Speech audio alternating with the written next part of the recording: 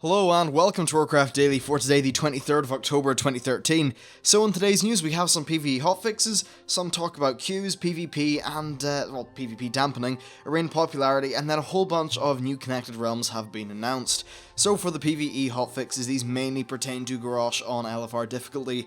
His Warsong now grants a 75% increase to physical damage dealt and health, rather than 125% on Raidfinder, and on Raidfinder the Touch of Y'Shaarj now has a 4-second cast time, up from 3 seconds, and finally the minions of Y'Shaarj have got reduced health. All these combine just to make the fight a little bit more mechanically forgiving, but still requiring people to follow the mechanics of the fight, which is, I suppose, probably quite a good way of handling things.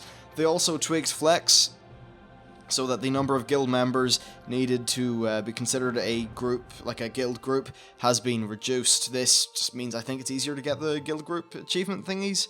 I suppose maybe just there was some way where it was not scaling right or something like that, so they had to fix it. Now there was a very interesting blue thread, well just thread in general, about queues and how they're a bit of a problem at the minute. At the end of the day there are some real big annoyances, and queue times a lot of people are saying that they are increasing. Now, Blizzard have said about this, an example is, say, with like tanks and healers. They've been adding in other goodies and things like that to incentivize doing those roles. They're also doing things like loot spec and things like that to try to just, I suppose, make the queuing system more robust. But there's two very good suggestions which Blizzard actually said, well, the Blizzard poster said were cool ideas, that I think are worth highlighting. So the first one is, if you join midway through an instance, once you finish it, you're placed back at the front of the queue for a fresh instance of that wing. I actually think this is great because it really it fixes one of my major problems with LFR. Say you're doing the final thing of the Siege of Orgrimmar and the gear you want is off the Paragons of the Claxi, and you queue up, you wait 40 minutes or whatever, maybe half an hour, and you get in at Garrosh. That really sucks because the gear you wanted is in Paragons. Do you really want to have to wait another 40 minutes just to get another chance of getting back in? No, I think it's fair enough that they bump you to the front of the queue. Now, this could end up, like, if you're queuing for a fresh one, it might take, like, a tiny bit longer, but I can't see this having a humongous effect on queue times in general, and it would solve, I think, what's an extremely annoying problem for a lot of people. And the second suggestion, which I also thought was pretty good, is that the first time you miss an invite, you are paused for a few minutes and then placed back at the front of the queue, rather than just being removed. So I think that's an okay idea. I suppose, yeah, it's pretty good, it wouldn't be a bad thing, but I think I have a better one. So the new Battle.net application is probably a lot more robust than the previous launchers we had, and it's also active during the game. Now what happens is, for a 20-minute queue, maybe you just want to alt-tab to Facebook or something, and chill or watch a video or something like that.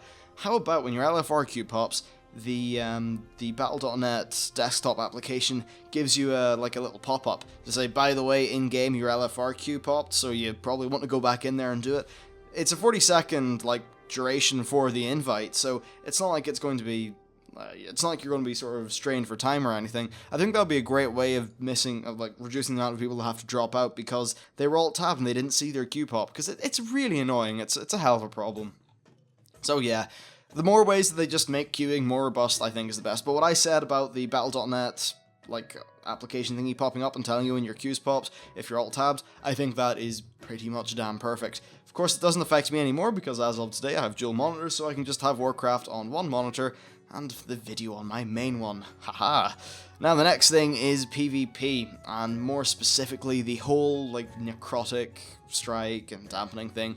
So a non-Blizzard forum poster, a non-official poster, said a very good, I suppose, sum up of Necrotic Strike and how it's working. He said that ultimately it'll be more difficult to heal through Necrotic Strike with dampening present, just like it'll be more difficult to heal through all kinds of damage.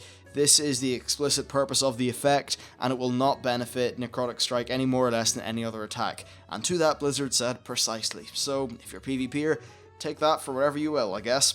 And also, they added in a hotfix today that players who pick up a Shadowsight Orb will be unable to stealth for the duration of the effect.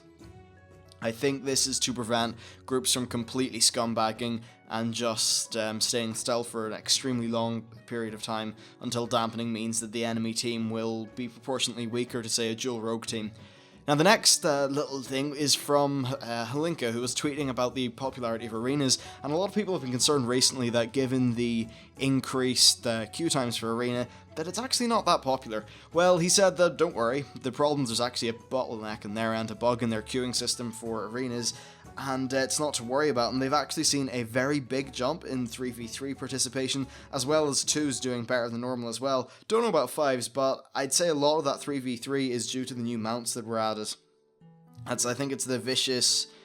is it Vicious Warhorse?